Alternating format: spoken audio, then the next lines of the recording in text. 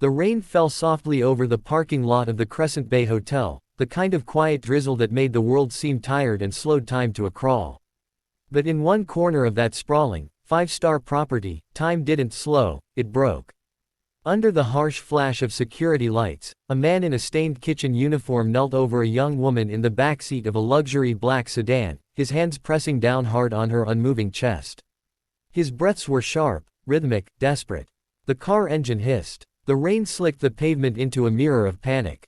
And then, just as the woman's body jolted with a sudden cough, just as her eyes fluttered open in shock and confusion, a paparazzi camera captured the moment in a single blinding flash that would be twisted, shared, and weaponized by dawn.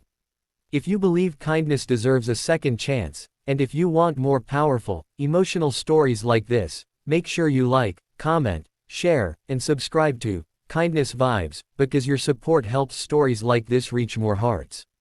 Her name was Aurora Vale, daughter of billionaire Victor Vale. Heiress to an empire of steel, aviation, and money that moved faster than the truth ever could.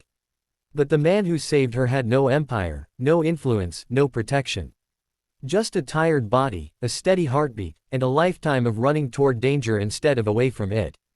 His name was Noah Pierce, 38 years old, an assistant chef who worked the night shift because bills didn't care about exhaustion. Every midnight, as the kitchens finally quieted, his 9-year-old daughter Emily would wander sleepily into the staff room with her blonde braids, her homework, and her wide, sparkling eyes. She would sit, legs swinging, and watch her father scrub counters, put away knives, and hum softly under his breath. She loved the way he worked, loved the passion in his movements, loved him with the unshakable certainty only a child can feel. She didn't know that before the apron came a battlefield. Before the kitchen came 3 tours overseas. Before the quiet hum of ovens came the deafening thunder of war. Noah had been a combat medic who saved soldiers in nightmares no camera could ever capture. But saving people had carved scars into him deeper than bullet wounds ever could. When he came home, hospitals felt haunted. Stethoscopes felt heavy. He couldn't bear the smell of antiseptic without shaking. So he traded one uniform for another, choosing heat and knives over trauma and blood. He found peace in feeding people instead of fixing them, in giving comfort instead of witnessing loss. Tonight was supposed to be just another shift, a private charity gala, diamonds, violins, and laughter from people who never wondered how many hours someone worked to refill their champagne glasses. But the moment Noah stepped outside for trash duty and heard the faint, frantic scream of a car alarm mixed with a hissing sound, the instincts he thought he'd buried awakened like fire in his bones. In the farthest corner of the lot, beneath dying yellow lights, a sleek limousine sat with its door swung open and exhaust leaking into the cabin in thin, deadly lines. Through the tinted window, he saw her, a collapsed figure in a shimmering evening gown, her lips frighteningly blue. Noah didn't think. He acted. He pulled her out, laid her on the wet ground, performed CPR with the same steady precision he'd used in sandstorms and firefights. 30 compressions. 2 breaths. 30 more, rain soaking them both, and then, life. A gasp, a cough, a shaky inhale. Relief hit Noah like a warm wave. She was alive. She would have died, but not tonight. But just as her eyes opened, the world arrived with suspicion, shouts, and cameras. Security guards ran at him, voices sharp, flashlights blinding. The first thing they yelled wasn't, "Is she okay?" It was, "What the hell do you think you're doing?" Then the paparazzi flash burned the moment into a viral lie. A grainy angle. Their faces close. The perfect shot. And the perfect disaster. By morning, the world was screaming the same headline. Poor worker caught kissing billionaire heiress. He wasn't a savior anymore. He was a scandal. Noah woke to 17 missed calls and a storm of messages filled with accusations, ridicule, and wild theories. When his daughter knocked on his door with tears in her eyes, asking why people were calling her father a bad man, Noah felt a kind of helplessness he had never known, not in war, not in pain, not in fear. The hotel suspended him before noon. Reporters swarmed him like hungry vultures. Even neighbors whispered behind curtains, coworkers stopped responding, and someone spray-painted, "Creep," across his car. Emily came home with a black eye days later. A boy at school called her father a liar. The teacher didn't defend her. Nobody did. Across town, in a mansion that sat like a throne over the bay, Aurora Vale watched the news replay the moment again and again. She knew the truth, she had been dying. She knew the truth, but the internet didn't care. She insisted on speaking out, but her father, the formidable Victor Vale, stopped her. He said the world didn't want truth. It wanted stories. Still, beneath his steel exterior, something stirred. He wanted to see the man behind the moment. So he called him with a voice like thunder, "We need to talk." The meeting that followed would shift the axis of Noah Pierce's life. When the billionaire demanded Noah arrive at his estate, Noah felt fear not for himself but for Emily, fear of losing the little he had left. But Victor Vale didn't greet him with anger.